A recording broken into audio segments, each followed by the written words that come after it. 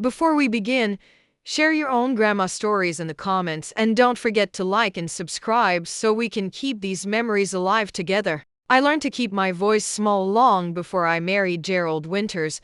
My mother taught me that. Not with words exactly, but with the way she'd straighten her back whenever my father came home, the way she'd smooth her apron and arrange her face into something pleasant and agreeable. A happy home is a peaceful home, she'd say, and peace, I learned early, meant swallowing what you really wanted to say. The house I grew up in smelled like pine sol and unspoken resentment. My father worked at the mill, came home tired, wanted dinner on the table at 5:30 sharp. My mother made sure it was there, always. Even the time she had the flu so bad she could barely stand. Even the time my grandmother died and she'd spent all day at the funeral home making arrangements. Even the time I fell off my bike and split my chin open and she had to take me to the emergency room for stitches. Dinner. 5:30. No excuses. I watched my mother shrink over the years. Not physically, though she did lose weight in her later years, stress eating away at her like rust, but in other ways. Her laugh got quieter. Her opinions got softer. By the time I was in high school, she barely spoke at dinner at all. Just nodded along while my father talked about work, about politics, about what was wrong with the world. I swore I'd never be like that. And then I met Gerald. I was 22, working at the Woolworths downtown, living with my parents and saving money for a secretarial course at the community college. It was August, hot enough that the asphalt shimmered, and the county fair had come to town. My friend Rachel dragged me there on a Saturday evening, promising funnel cakes and a break from the monotony of our small Pennsylvania town.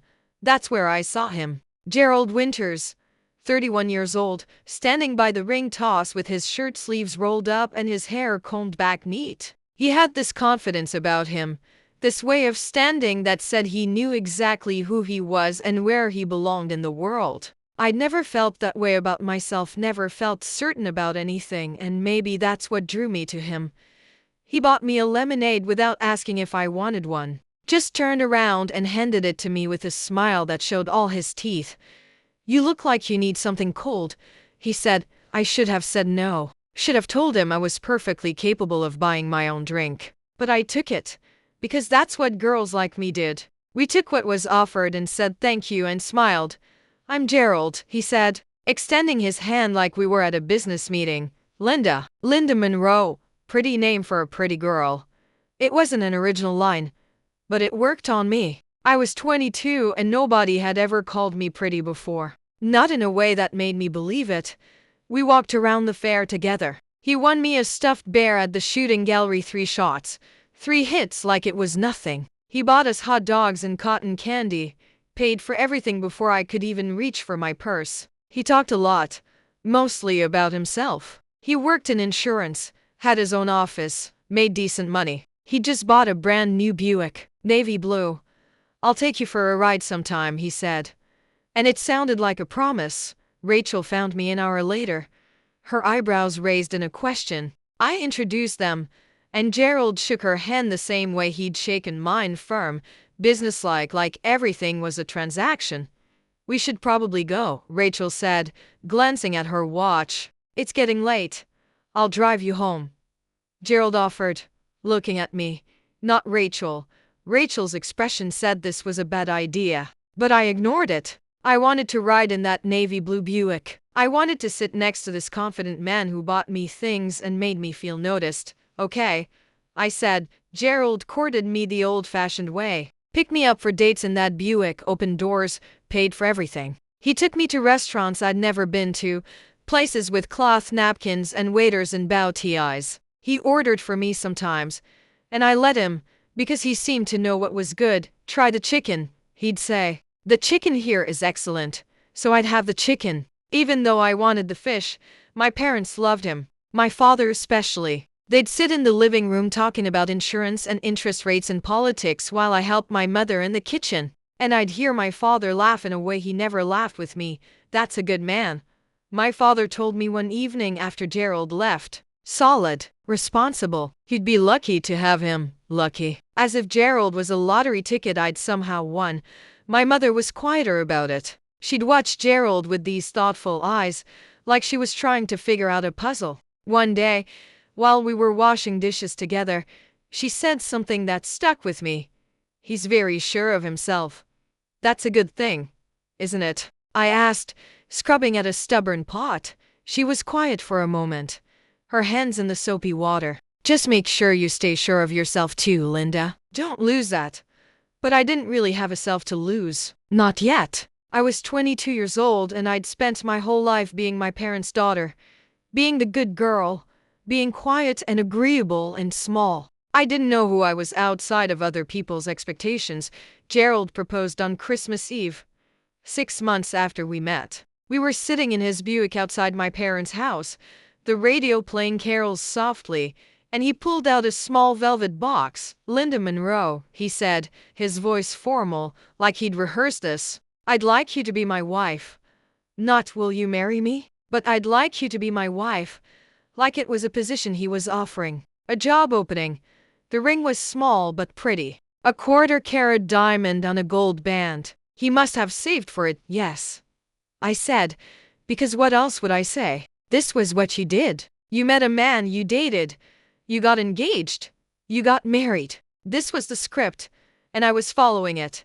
We married in March of 1988, in the Presbyterian church where I'd been baptized. My mother's wedding dress, altered to fit my smaller frame. The same church, the same dress, the same vows my parents had spoken 26 years earlier. To love, honor, and obey. I said the words clearly. Gerald smiled when I got to obey, squeezed my hand just a little too tight, and I felt something flutter in my stomach. Not butterflies. Something else. Something that might have been warning.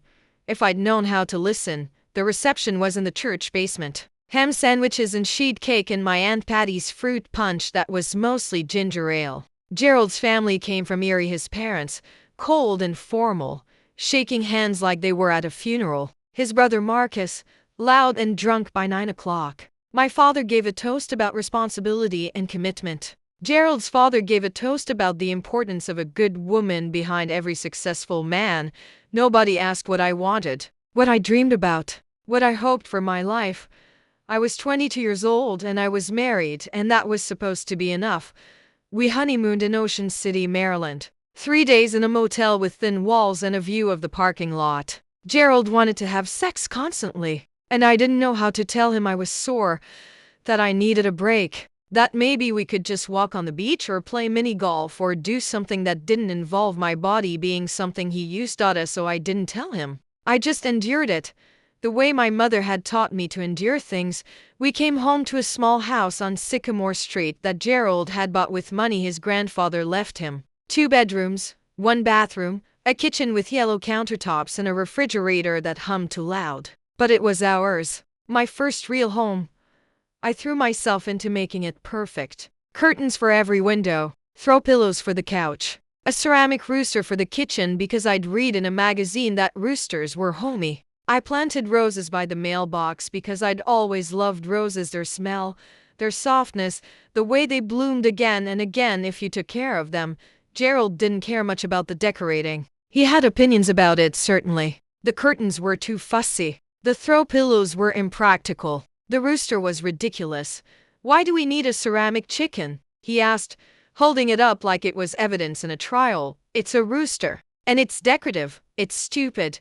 He put it in the cabinet under the sink. I found it a week later, covered in dust and cleaning supplies. I washed it off and put it back on the counter. He moved it again. This happened 3 times before I finally gave up and left it under the sink. Small defeat. Barely worth mentioning. But it was the first of many. Gerald had opinions about everything. How I should organize the kitchen cabinets. Why I folded the towels wrong. Which grocery store had the best prices. What time I should have dinner ready. How I should dress when we went out. Who I should be friends with. How I should spend my time. First, I thought it meant he cared. That he was invested in our life together. But slowly, over weeks and months, I started to realize it wasn't about care. It was about control. He'd come home from work and walk through the house like an inspector. I'd watch his face, trying to gauge his mood, trying to anticipate what he'd find wrong today. Why is the thermostat set to 74? Do you think I'm made of money? Did you really need to buy name brand peanut butter? The store brand is exactly the same. That dress makes your hips look wide. You should wear the blue one, the one I like. Small criticisms, constant criticisms, little cuts that didn't seem like much individually but added up to something that bled. I learned to anticipate him, learned to set the thermostat at 72 exactly, learned to buy the store brand everything, learned which clothes made him smile and which made his mouth tighten into that thin, disappointed line. Learned to grocery shop with a calculator in my hand, mentally adding up prices, putting things back if the total got too high. I learned to be smaller and smaller until I wasn't sure there was anything left of me at all. My friend Rachel called me less and less. When she did call, Gerald would hover nearby, listening. I'd keep my voice bright and cheerful, tell her everything was wonderful. We were so happy. Yes, married life was everything I'd dreamed it would be. After I hung up, Gerald would say things like, "Rachel sounds bitter. I think she's jealous of what we have," or, "You spend too much time on the phone. The electric bill is getting ridiculous." Eventually, Rachel stopped calling. I told myself it was natural, that married people and single people didn't have much in common anymore. But the truth was, I'd let her go because it was easier than defending the friendship. Easier than hearing Gerald's complaints. Easier than admitting that maybe Rachel had been right that night at the fair when her face said this is a bad idea. I got pregnant in the spring of 1989. I'd been feeling sick for weeks, exhausted in a bone-deep way that made even getting out of bed feel like climbing a mountain. The test came back positive and I stared at those two pink lines and felt a rush of emotions I couldn't name. Joy, terror, hope, dread. I told Gerald over dinner. Pot roast, his favorite. I'd timed it carefully, waited until he'd eaten, until he seemed relaxed. "I'm pregnant," I said. He stopped chewing, looked at me, swallowed. "Are you sure?" I took 3 tests. They were all positive.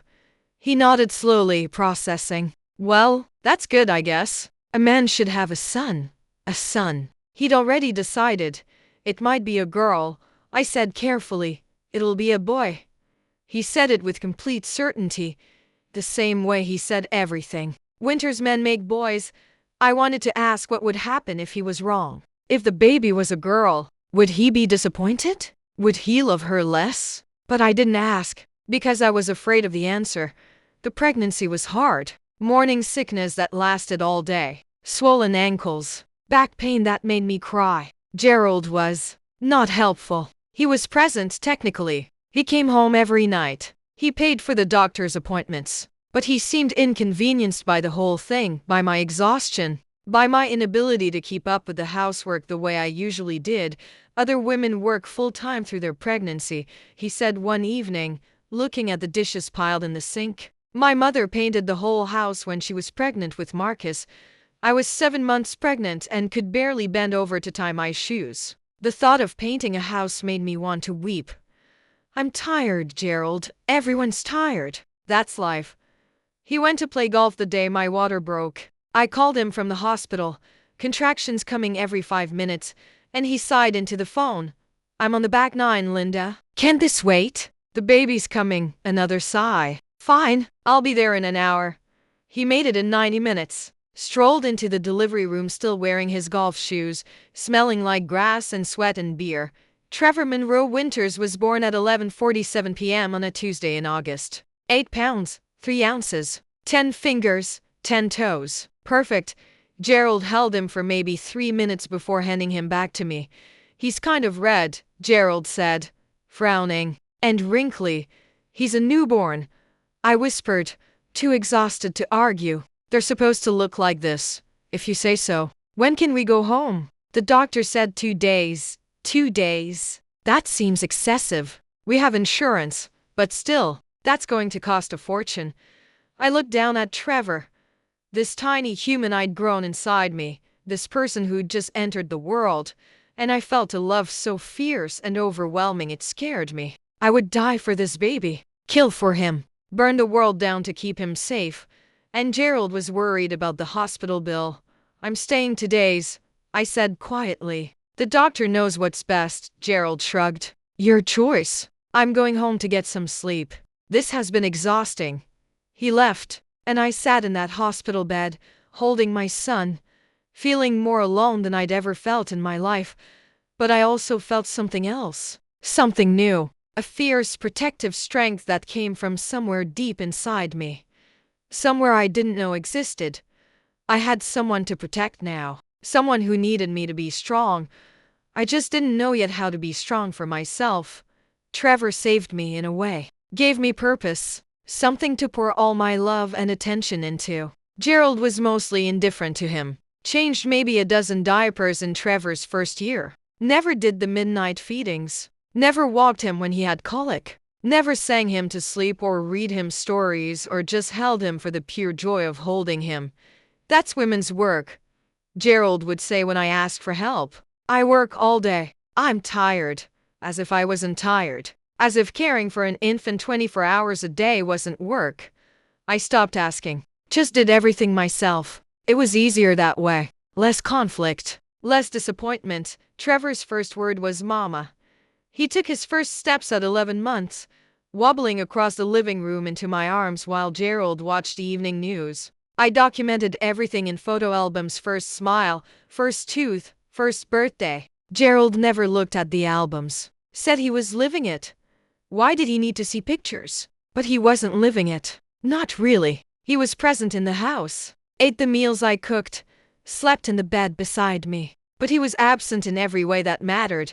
When Trevor was 2, my mother got sick. Cancer. The word felt like a punch. Knocked the air right out of my lungs. She'd been losing weight. I realized in retrospect. Had been tired a lot. But I'd chalked it up to stress, to getting older, to the weight of living with my father for 30 years. I'd seen her just 2 weeks earlier and she'd seemed fine. A little pale maybe, but fine. The cancer was everywhere by the time they found it. Pancreas, liver, lungs, stage 4. 6 months, maybe less. She lasted 4. I spent those 4 months driving back and forth to my parents' house, bringing Trevor with me, watching my mother shrink into someone I barely recognized. She was 59 years old and she looked 80.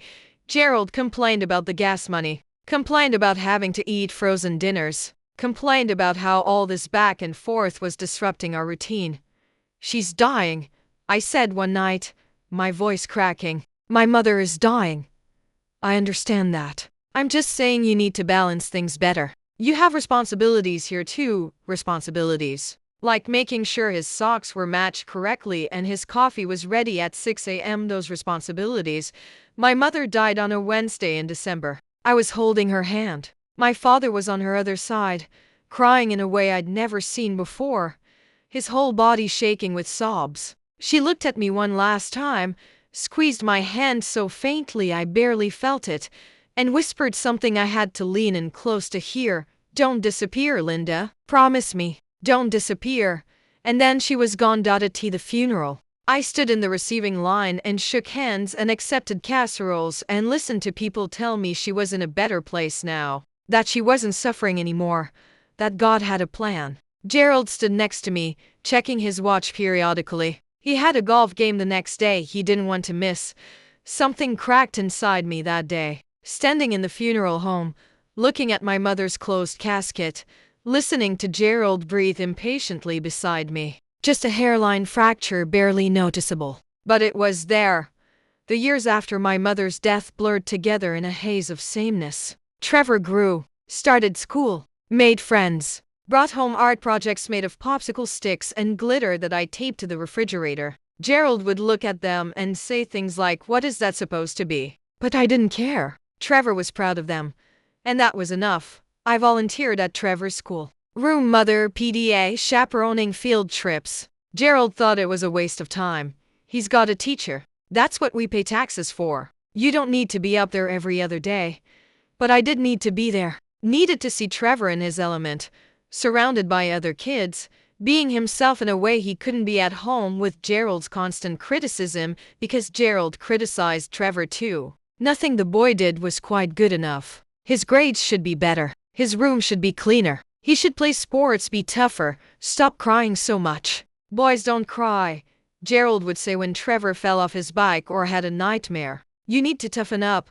I'd wait until Gerald left, then hold Trevor and tell him it was okay to cry, that feelings were normal, that he was perfect exactly as he was. I tried to shield him from Gerald's harshness, but I knew I couldn't protect him from everything. The poison was already seeping in. When Trevor was 8, I started having chest pains, panic attacks, the doctor said, stress and anxiety manifesting physically. He wanted to prescribe medication. Do you need it? Gerald asked when I told him. Medicine is expensive. Maybe you just need to relax more. Take a bath or something. I took the prescription, paid for it with money I'd saved from returning cans and bottles, change I'd collected in a jar hidden in the back of the pantry. My secret stash. My small rebellion. The medication helped, but it didn't fix the problem. You can't medicate away a marriage that's slowly suffocating you. When Trevor was 10, he asked me why Daddy was always mad. We were sitting at the kitchen table, doing his homework. Multiplication tables. Gerald was at work. He's not always mad, I said automatically. The lie smooth from practice. Yes, he is. At you. At me. At everything. I didn't know what to say. How do you explain to a 10-year-old that some people are just unhappy, that they carry their unhappiness around like a weight and press it into everyone around them? Your father has a lot of stress, I finally said. Work is hard. He worries about money. Do you think he loves us? The question hit me like a slap. I looked at my son, his brown eyes so serious, so much like mine, and I wanted to tell him yes. Of course, your father loves you more than anything. But I couldn't make myself say it, because I wasn't sure it was true. He loves you in his own way, I said carefully. People show love differently. Trevor nodded, but he didn't look convinced. And I realized in that moment that I was teaching my son the same lesson my mother had taught me, that love meant endurance, that you accepted whatever crumbs of affection someone was willing to give and you were grateful for them. I was breaking my promise to my mother. I was disappearing. The years continued. Trevor got taller, his voice deeper. He played baseball, not because he loved it, but because Gerald insisted. He made decent grades. He had friends over sometimes, and I'd make them snacks and listen to them laugh and feel grateful that Trevor had this normalness, this joy that existed outside our house. Gerald and I barely spoke anymore. We existed in parallel lines, never quite touching. He went to work. I kept the house. We ate dinner together in silence. We slept in the same bed but might as well have been in different states. We hadn't had sex in over a year. Maybe 2. I didn't miss it. Intimacy with Gerald had never been about intimacy. It had been about him taking what he wanted and me lying still until it was over. When Trevor was 15, I got a part-time job at the public library. Just 3 days a week, 4 hours a shift. The pay was minimal, but it got me out of the house. Gave me something that was mine. Gerald didn't like it. Why do you need a job? We don't need the money. I need something for myself, I said, my heart pounding. Disagreeing with Gerald always made my heart pound. His jaw clenched. You have plenty for yourself. You have this house, you have Trevor. What more do you need? I need to feel like a person, Gerald. Not just your wife and Trevor's mother. A person. He stared at me like I'd spoken in a foreign language. That's the most selfish thing I've ever heard. Maybe it was. But I took the job anyway. The library became my sanctuary. I loved everything about it. The smell of books, old and musty and full of possibility. The quiet rustle of pages. The computer lab where kids came after school to do homework. The way people's faces would light up when they found exactly what they'd been looking for. My coworker, Diane, was 60 years old with short gray hair and laugh lines around her eyes. She'd been divorced 3 times. Men, she'd say, shaking her head while we reshelved books. Can't live with them. Can't return them without a receipt. She had this way of talking about her ex-husbands that was funny but also sad. The first one had been abusive. The second was a cheater. The third just slowly stopped loving her and moved in with a woman from his CrossFit class. But you know what? She said one day while we were eating lunch in the break room, I'm happier now than I've ever been. I've got my own apartment. My own life. Nobody telling me what to do. It's not perfect, but it's mine. I thought about that a lot. About having a life that was mine. Trevor got his driver's license at 16, and suddenly he needed me less. He had his own friends, his own activities, his own world. I was proud of him but also terrified. Because Trevor was the only thing tethering me to Gerald. The only reason I stayed. What would happen when Trevor left? Gerald seemed happier with Trevor getting older. They talked about sports sometimes, though Trevor still wasn't very good at baseball and Gerald was always suggesting ways he could improve. But at least they talked. At least Gerald made an effort. Even if it was a critical effort, Gerald started going out more. Poker nights with the guys from work. Golf on Saturdays and Sundays. Happy hours that stretched into dinner. He'd come home late, smelling like beer and cigarettes, and I'd pretend to be asleep. I didn't care. His absence was easier than his presence. When Trevor was 17, he applied to colleges. He wanted Penn State, their engineering program. Gerald thought he should stay local. Go to the community college. Save money. Penn State is too expensive, Gerald said over dinner one night. And what's wrong with community college? I didn't go to college at all and I turned out fine. Trevor looked at me, his eyes pleading. I knew what he was asking. Knew he needed me to fight for him. And for the first time in years I did. He's going to Penn State, I said quietly.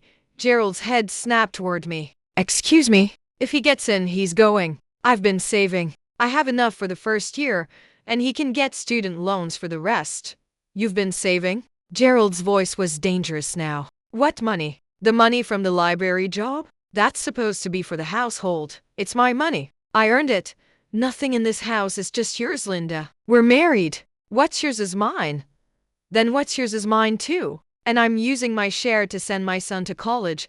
The silence that followed was thick enough to cut. Gerald's face was red, a vein pulsing in his forehead. Trevor sat frozen, his eyes wide. Finally, Gerald stood up, his chair scraping loudly against the floor. Fine, do what you want. You always do anyway. He grabbed his keys and left. I heard the Buick roar to life, heard him peel out of the driveway. Trevor looked at me, and I saw something in his face I'd never seen before. Respect. Thanks, Mom, he whispered. I squeezed his hand. Always. Trevor got into Penn State. We celebrated with ice cream, just the two of us. Gerald barely acknowledged it. The summer before Trevor left for college was strange. I was happy for him but also grieving. Because once he left, I'd be alone with Gerald. Really alone. No buffer. No reason to smile at dinner. No purpose to my days. I started thinking about divorce. The word felt dangerous even in my head, like saying it might summon something I couldn't control. But I couldn't stop thinking about it. Diane had survived 3 divorces. Plenty of women did. It wasn't the social stigma it had been when my mother was young. People got divorced all the time now. But I was 48 years old. What would I do? Where would I go? The thought of starting over terrified me.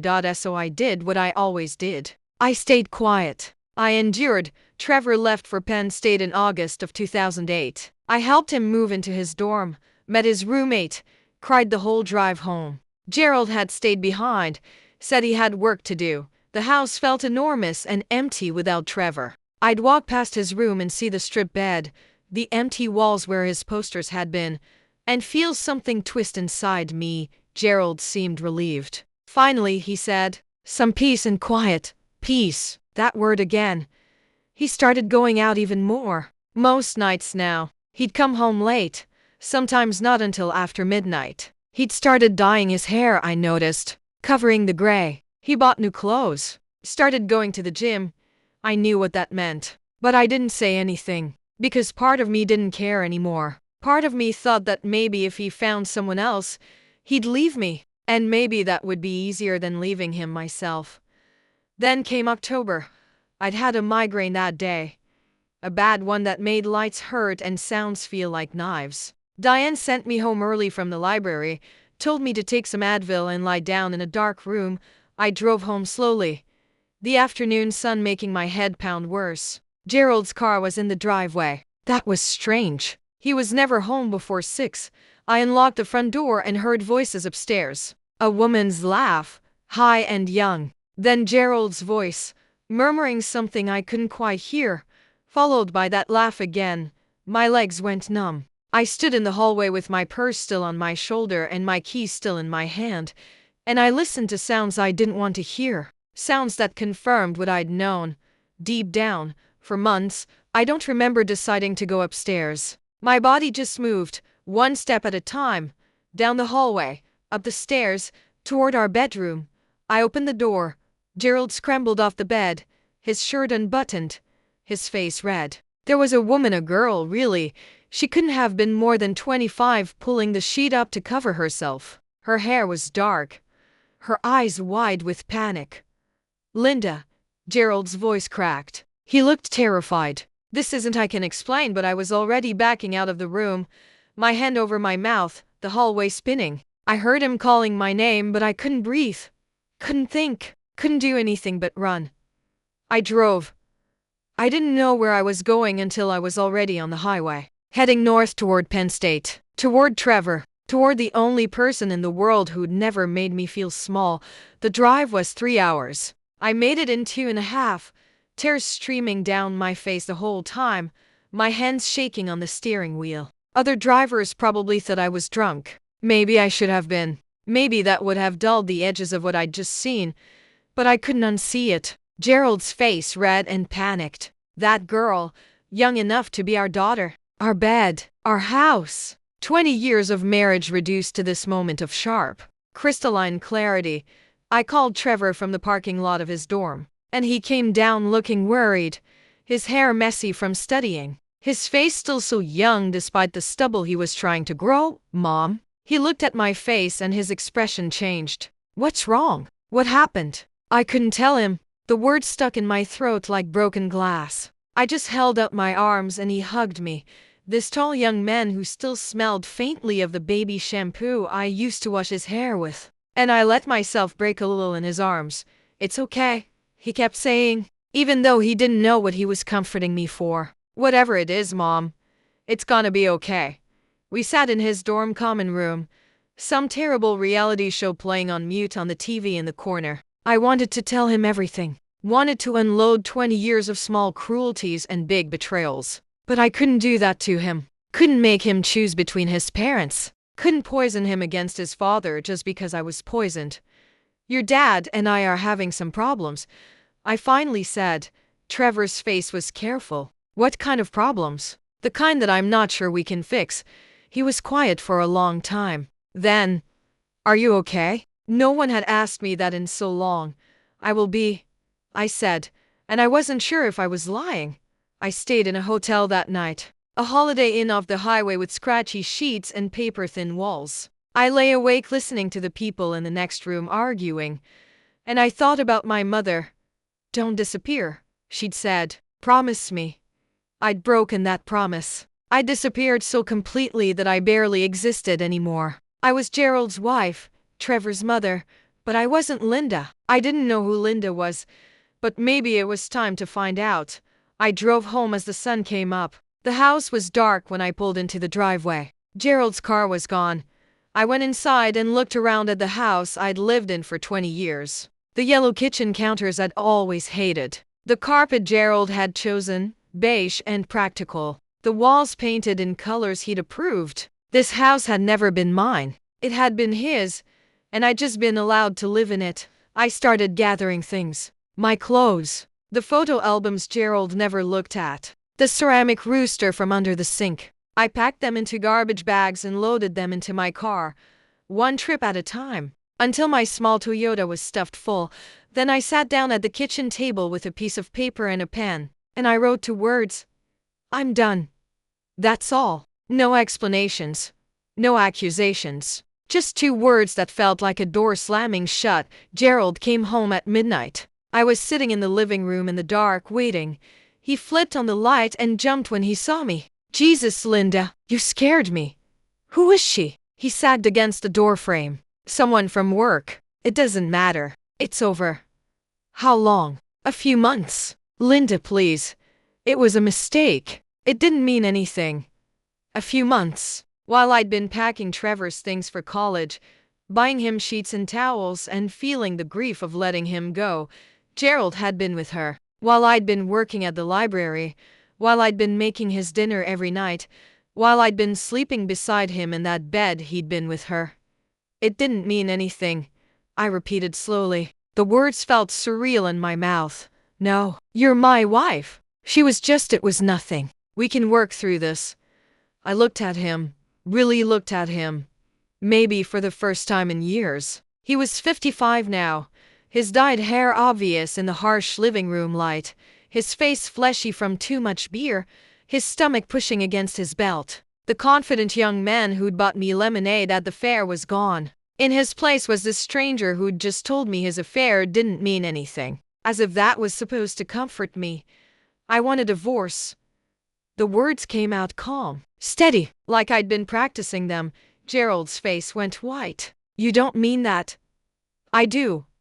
Linda, come on, don't be dramatic. We've been together 20 years. You're going to throw that away over one mistake? It wasn't one mistake, Gerald. It was 20 years of mistakes. 20 years of you making me feel small and stupid and worthless. 20 years of criticism and control and contempt. The affair is just a thing I can finally point to and say this is wrong and have people understand.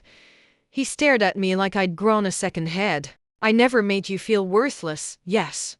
You did. Every single day. With every comment about how I folded the towels wrong, how I spent money wrong, how I dressed wrong, how I existed wrong. You've been tearing me down since the day we got married. And I let you because I thought that's what marriage was. But it's not. It's not supposed to be like this.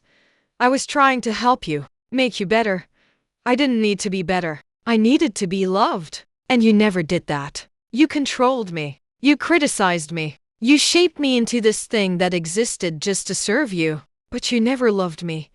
His face was red now, anger replacing shock. That's not fair. I've given you everything. This house, this life. You gave me a prison. My voice broke. And I stayed in it because I was too scared to leave. Because I didn't know who I was without you. Because my mother taught me that endurance was love and silence was peace. But she was wrong. And I'm done.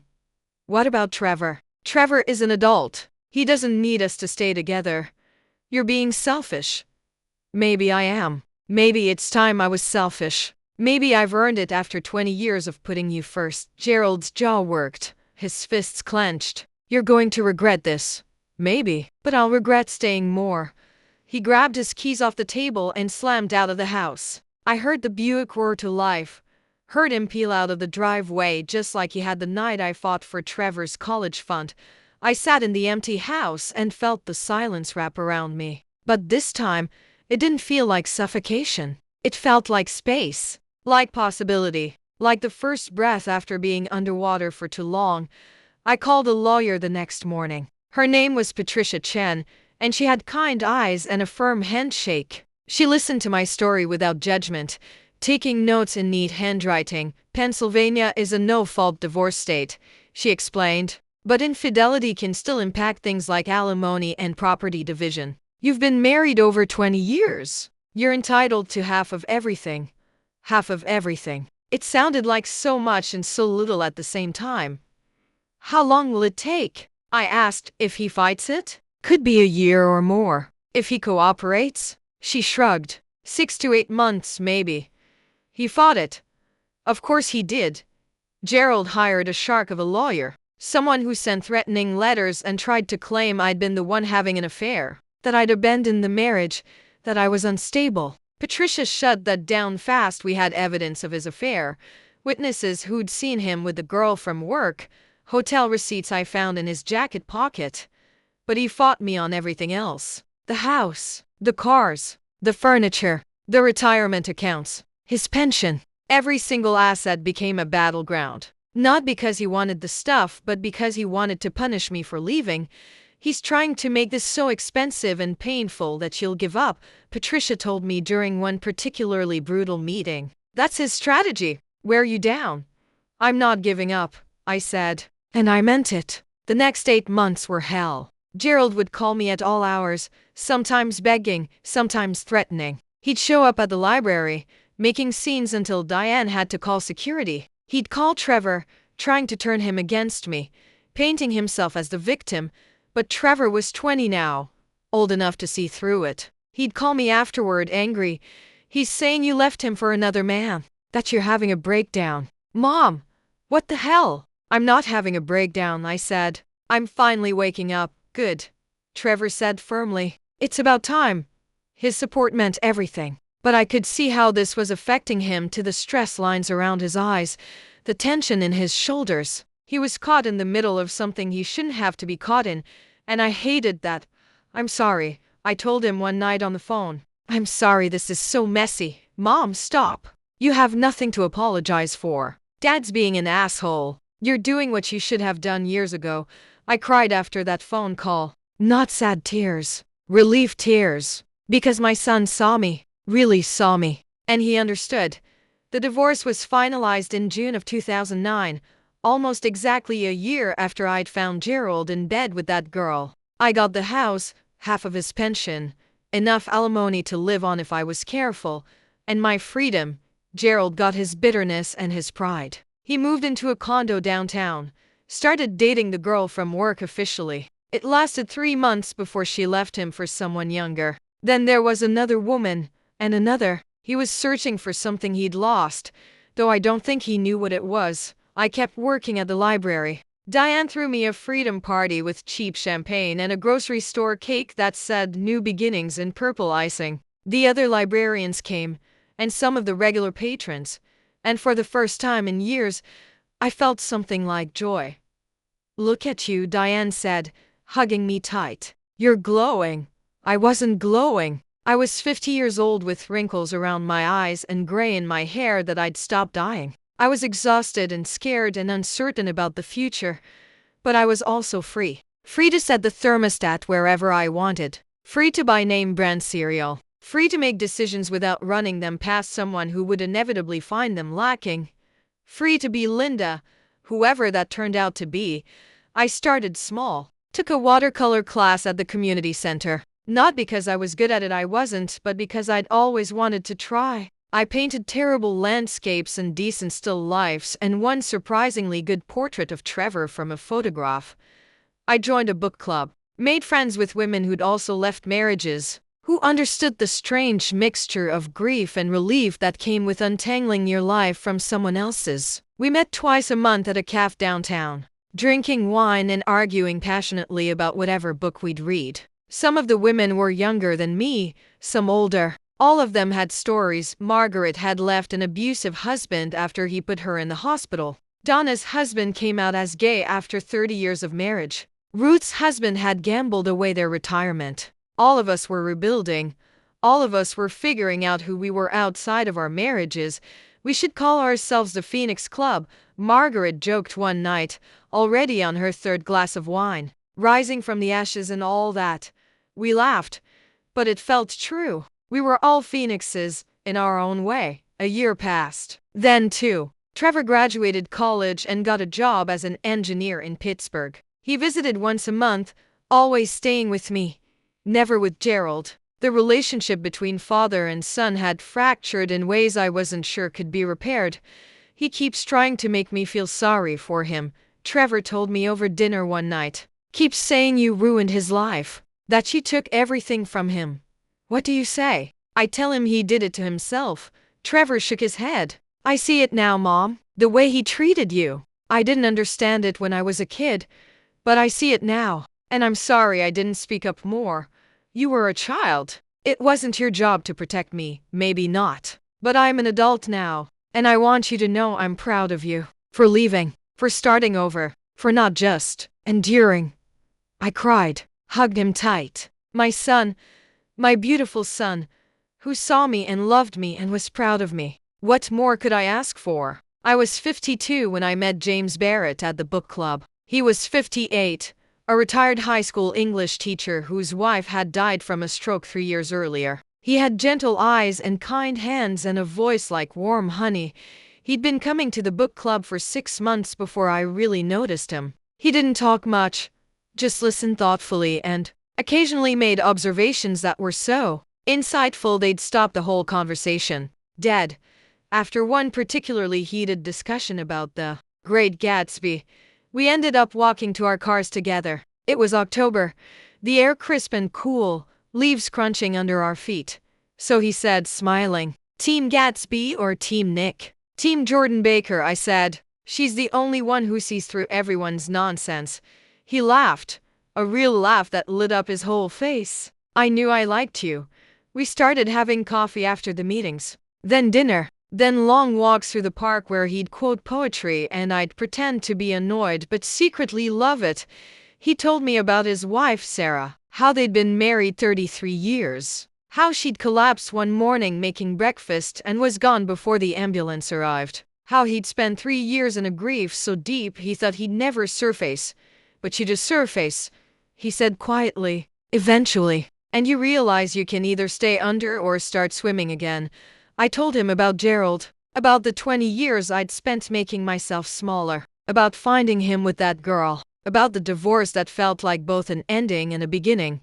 "Good for you," James said, "for leaving. That takes courage." "It took me long enough." "Better late than never." He smiled. "Besides, if you'd left earlier, we never would have met. So I'm selfishly glad you waited."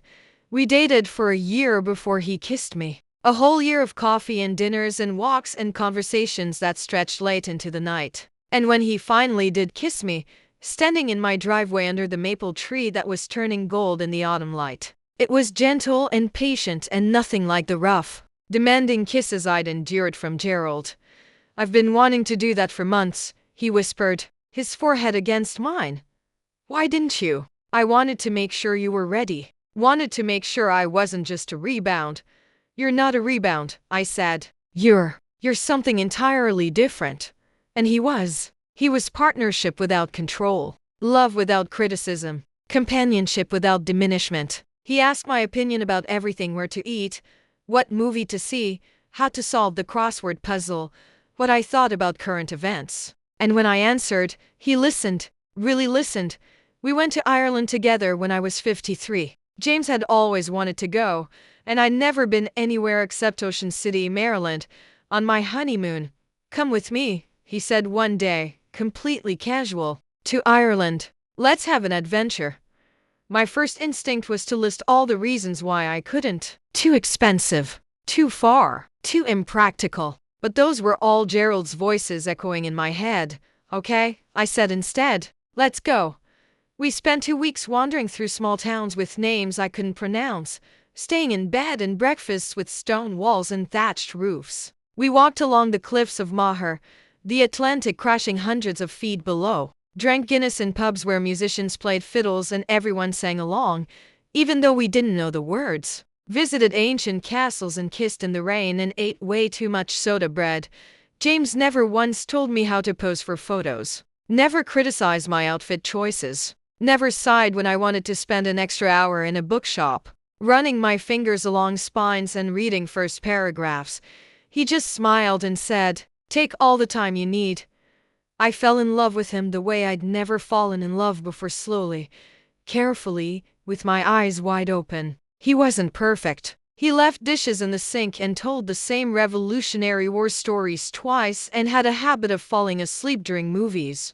But he saw me, really saw me, not as someone to fix or manage, but as someone complete, someone worthy of love exactly as I was. Trevor met James at Thanksgiving the year I turned 54. I was nervous, stupidly nervous about introducing them. But I needn't have worried.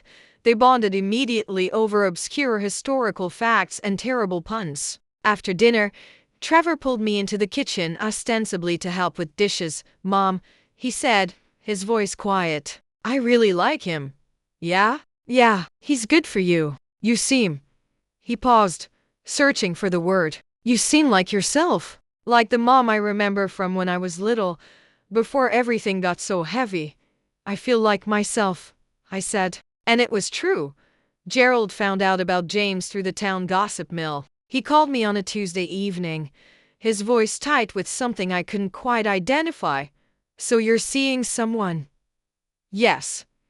"That was fast. It's been 4 years, Gerald." Silence. Then, "I heard you went to Ireland with him." "I did." More silence. I could hear him breathing, could picture him in his condo with its generic furniture and bare walls, alone with his anger and his regret.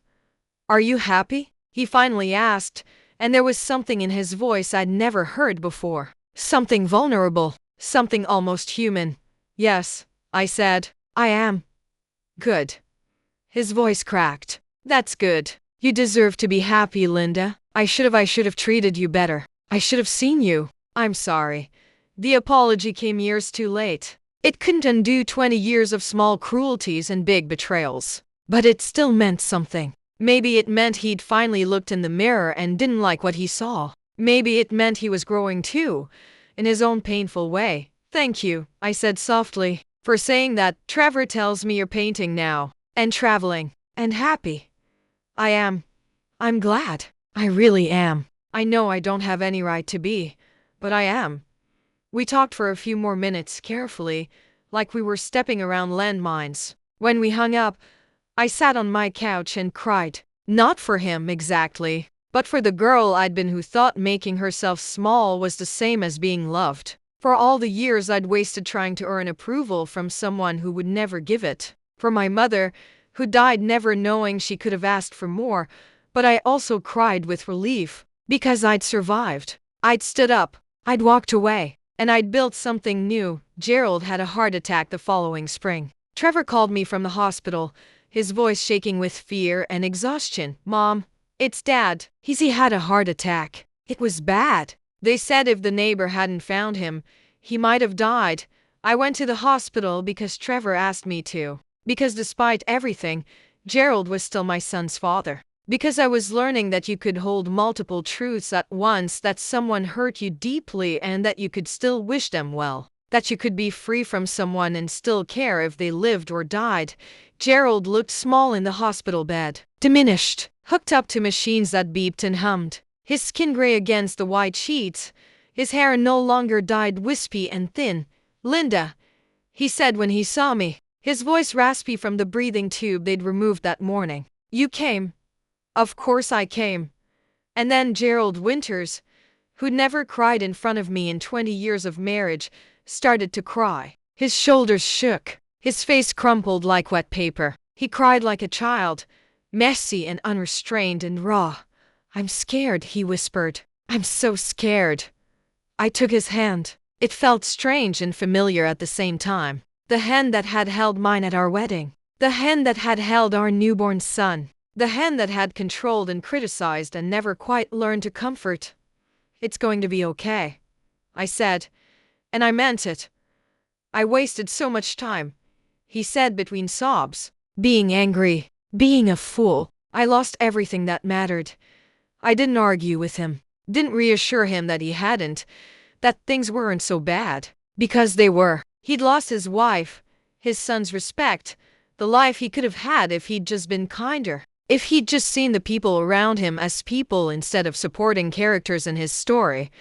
I just sat there, holding his hand while he cried, feeling something like pity mixed with sadness, mixed with a distant echo of the love I'd once felt for him. Or maybe not love. Maybe what I'd felt for him had never been love at all. Just a desperate hope that if I tried hard enough, he'd finally see me. Trevor came in and found us sitting together, his father's hand in mine, and I watched his face soften with something like relief. Maybe he needed to see us at peace with each other. Maybe he needed to know that the damage could be survived, if not undone. Gerald recovered. The doctors said he'd been lucky the heart attack was mild, the damage minimal. But it changed him. He started seeing a therapist, started exercising, started trying to be a better father to Trevor, calling him more often, asking about his life, actually listening to the answers.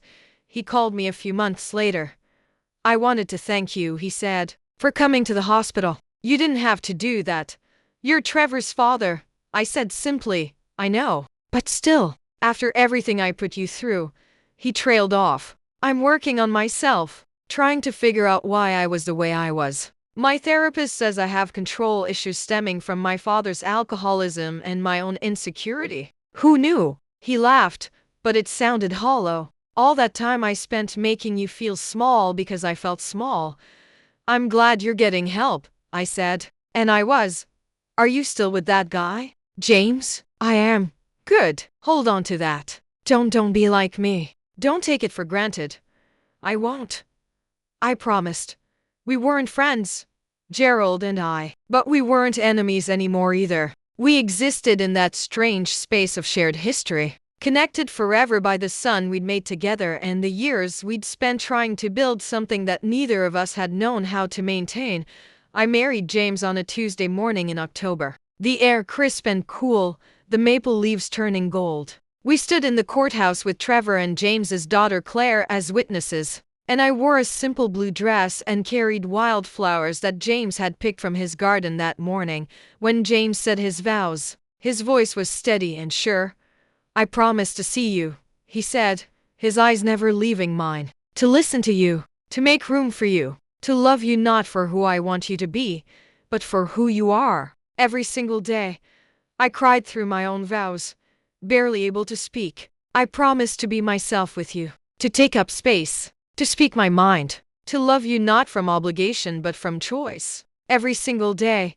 We live in James's house now, the one he'd shared with Sarah for 33 years. I thought it might feel strange, like I was intruding on a ghost. But Sarah is there in the best ways, in the perennial garden she planted that blooms from spring through fall, in the books on the shelves with her notes in the margins, in the love that made this house a home.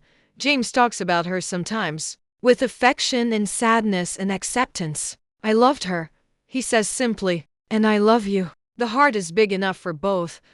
I don't feel like I'm replacing her. I feel like I'm being welcomed into a story that has room for more than one love, that understands loss and resilience and the courage it takes to love again after heartbreak. Trevor visits often, sometimes with his girlfriend Sarah, different Sarah, who's kind and funny and stubborn and calls me Linda instead of Mrs. Winters. They're talking about getting married next year. Trevor asked James and me to both walk him down the aisle. Said he wanted both his parents there, but that James had earned a spot too, for showing my mom what love is supposed to look like, Trevor said, his eyes wet. Gerald comes to holidays sometimes now. Christmas, Thanksgiving. He's quiet and subdued, careful with his words, trying. He brings wine and compliments my cooking and asks James about his teaching career and treats me with a politeness that feels like penance. Last Christmas, while Trevor and Sarah were showing James and Claire a YouTube video in the living room, Gerald pulled me aside in the kitchen. Thank you, he said quietly. For what? For not turning Trevor against me. You could have. God knows I would have deserved it. But you didn't. You let him make his own choices. You let him forgive me in his own time. He's your son too, I said. He needed to figure out his relationship with you for himself. Gerald nodded, his eyes wet. I think about what you said sometimes. That day I called you, after you met James, you said I should have treated you better. You were right. I didn't know how to. My dad wasn't soft. He was hard and mean and angry all the time. I thought being a man meant being like that. I thought being soft meant being weak. You can learn, I said. It's never too late to learn, he smiled sadly. Maybe not. I'm trying. My therapist says I'm making progress. For what it's worth. It's worth something, I said, and I meant it. I think about my mother sometimes, about all the words she swallowed, all the small rebellions she suppressed. I think about the life she could have had if she'd found her voice, if she'd stood up just once and said no.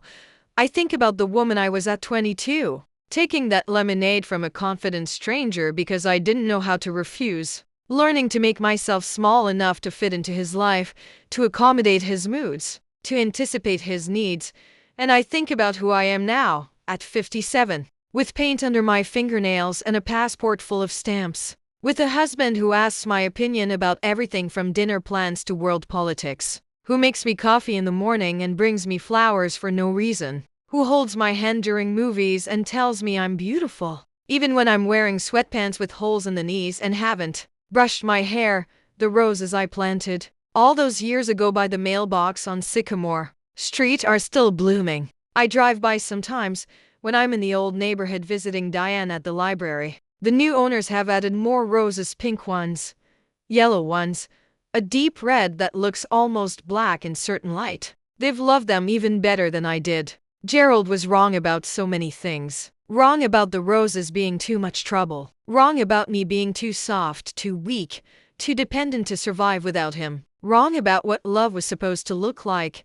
But he was especially wrong about me. He thought I'd never stand up to him. Thought my quietness was weakness. Thought my accommodation was acceptance. He built his world on the assumption that I would always be there. Always be small. Always say yes. When I finally said no, his world didn't just collapse. It shattered. And in the spaces between the broken pieces, I found myself. Not the woman I thought I should be. Not the wife my mother taught me to become. Not the accommodating, agreeable, invisible person who made everyone else's life easier at the expense of her own. Just me. Linda Monroe, who became Linda Winters, who became Linda Monroe again, who finally became Linda Barrett, who learned that love doesn't require silence. That peace doesn't mean surrender. That sometimes the bravest thing you can do is take up space. That it's never too late to find your voice. I'm sitting on my porch now.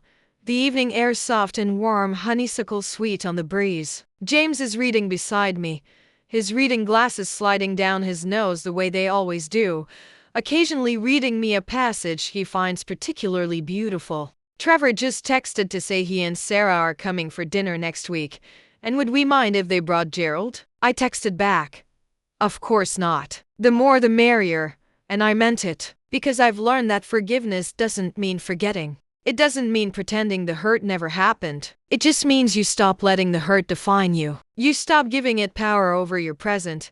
The roses in James's garden are blooming Sarah's roses, planted 30 years ago, and the ones I've added since I moved in. Pink and white and yellow and red. A whole riot of color and life and resilience. And I am happy. Not despite everything that happened, but maybe, in some strange way, because of it. Because I learned that you can survive the collapse of everything you thought you needed. You can stand in the rubble of your old life and build something new, something better, something yours. I found my voice. And once I did, I discovered it had always been there waiting, strong and clear and wholly mine. All I had to do was finally speak. And the world didn't end when I did. It began.